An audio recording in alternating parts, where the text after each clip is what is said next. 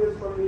ప్రస్తుతం ఉన్న మా మీద ఒత్తిడి కానీ మా మీద ఉన్న ఈ వ్యవహారం మొత్తం వ్యవస్థను మీరు అర్థం చేసుకొని కనుక మాకు వెసులుబాటు ఇవ్వమని కూడా మనం కనుక వారికి చక్కగా మనం వినమ్రంగా చెప్పుకొని మన అభిప్రాయం వెల్లడించుకుంటే గౌరవిస్తుంది.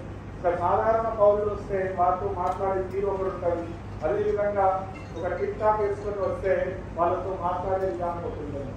అదేవిధంగా ఒక రాజకీయ నేపథ్యంతోనూ మరితన నేపథ్యంతో వస్తే వారితో వ్యవహరించే తీరు మరొక విధంగా ఉంటుంది. కాబట్టి మనం లాజిక్గా సైకాలజీగా మనం ఆలోచించవలసిన ఉద్యోగులకు నా విజ్ఞప్తి, నా సూచన ఏంటంటే ఎంతో అంకిత భావంతో సేవ చేసి ఉద్యోగ వృత్తిలో ఉండి ఈ సమాజానికి, దేశానికి, రాష్ట్రానికి, జిల్లాకి పురోగతి ఒక సన్మార్గంలో నడిపించి దేశాభివృద్ధిలో, రాష్ట్రాభివృద్ధిలో క్రియాశీల పాత్ర పోషిస్తున్న కవరు ఈ సమాచార హక్కు చట్టం ఒక చిన్న చట్టం.